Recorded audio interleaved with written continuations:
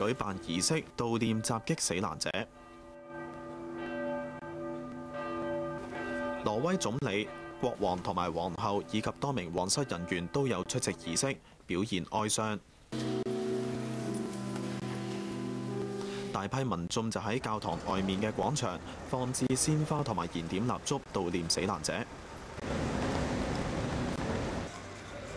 挪威全國都下半旗致哀。挪威警方喺首都奧斯陸東部地區展開大規模嘅搜查，一度逮捕咗6個人。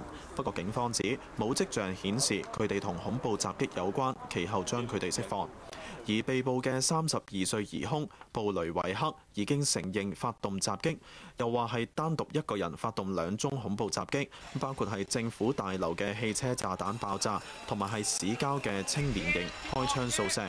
但疑兇就並唔認為自己有罪。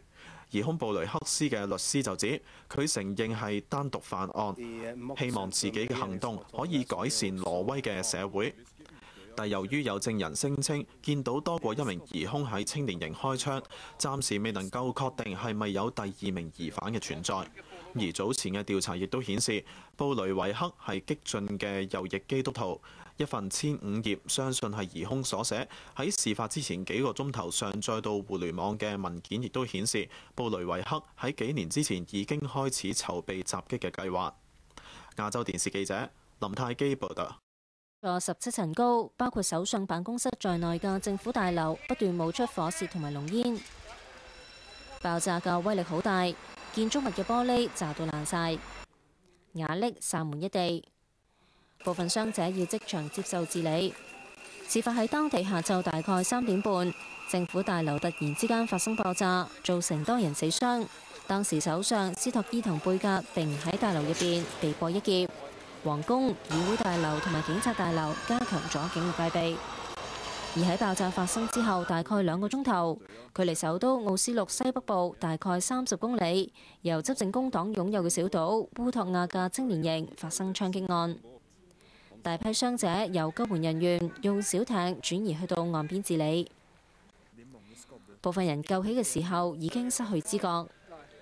有目擊者話，事發嗰陣青年營正係舉行緊集會，大概有700人參加。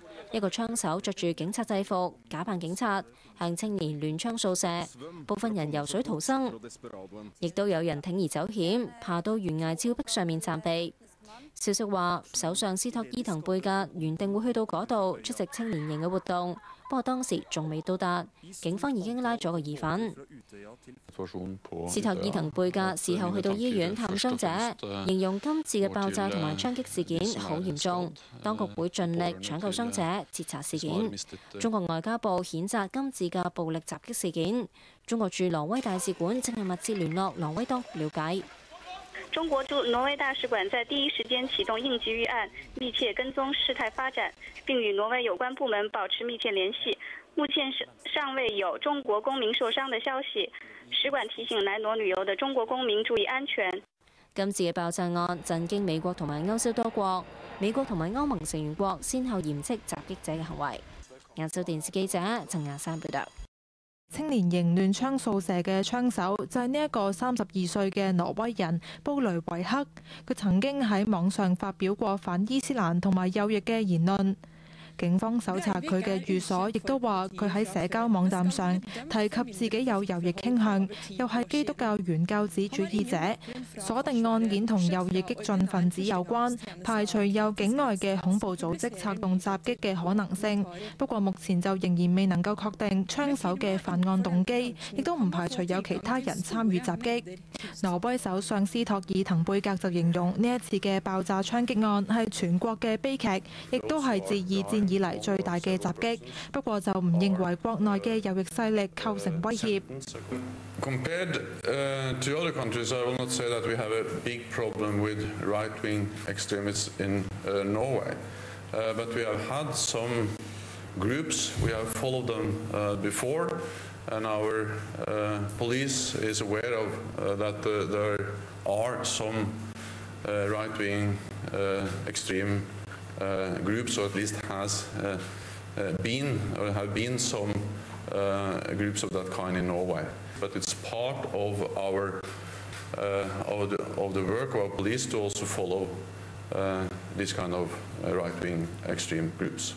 挪威人口有500幾萬，一向都生活寧靜，被聯合國選為全球最適宜居住嘅國家。當地嘅政治活動一向都和平，甚少發生暴力活動。